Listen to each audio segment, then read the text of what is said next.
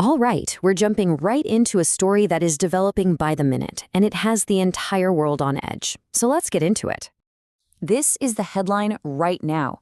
An American fighter jet is down, and not just anywhere. It's down inside Iranian territory. This has kicked off a massive military operation deep in hostile skies. And this is really where the story gets intense. It's not just about a piece of military hardware. It's about a person, a missing crew member. And now, two opposing sides are in a desperate, deadly race to find them first. So let's unpack what we actually know. How did we get to this point? What happened up there, over southwestern Iran? Okay, so the plane we're talking about is an F-15E Strike Eagle, and this is a really crucial detail.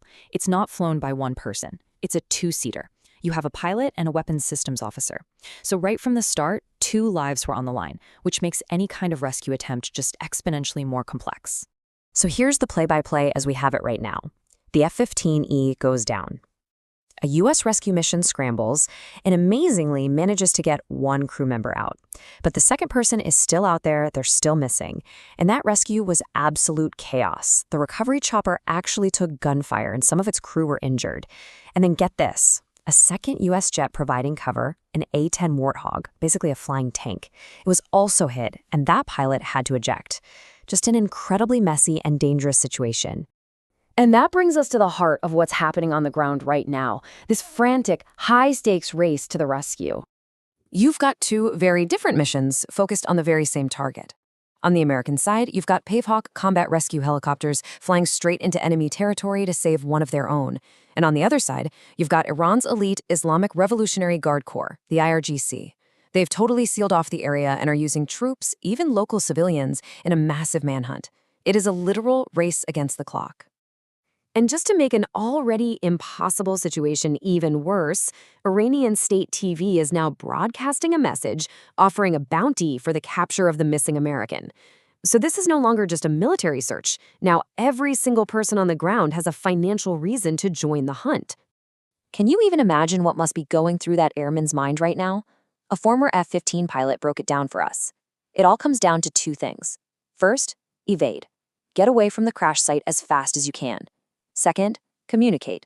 Find some way, any way, to contact friendly forces so they can get you out. Every single move you make is a life or death decision. Now, it's so important to understand this didn't just happen out of the blue. This incident is the latest flashpoint in a conflict that has been building and building for weeks. For 6 weeks now, there's been something of a shadow war raging between the US, Israel, and Iran. It's been happening just under the surface, but this just blew the whole thing wide open.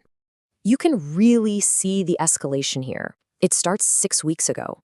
Then last month, a huge aluminum complex in Abu Dhabi gets hit.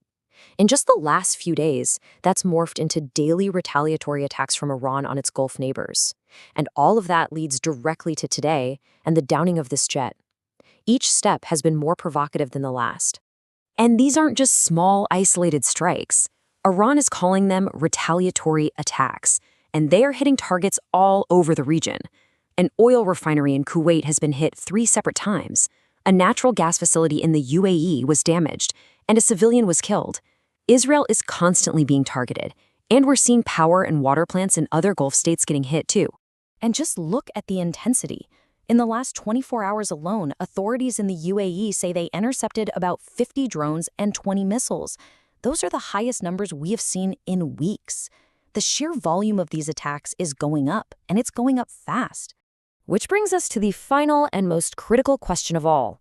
Where does this go from here? And believe it or not, the answer might hinge on the fate of just one person. So to really understand the political shockwave this is causing, you have to remember what the official U.S. position was right before this happened. U.S. Central Command was literally claiming undeniable progress. They said Iran's air defenses were largely destroyed, and that the U.S. had free reign over Iranian skies. Well, losing one of your most advanced fighter jets completely shatters that narrative. It suggests a huge miscalculation. Either the intelligence about Iran's capabilities was wrong, or the risks were being deliberately downplayed. Either way, that claim of free reign just rings completely hollow now. And you can feel the tension reaching all the way to the top. When he was asked what the U.S. response would be if the missing airman was harmed, President Trump didn't threaten retaliation. He didn't promise a massive strike. He just said he hoped that wasn't going to happen. That one phrase tells you everything you need to know about the uncertainty in the White House right now. And so we're left with this one massive question. A conflict that was already escalating now hangs entirely on the fate of a single missing person. Will they be rescued or will they be captured? The answer could very well decide the entire future of this war.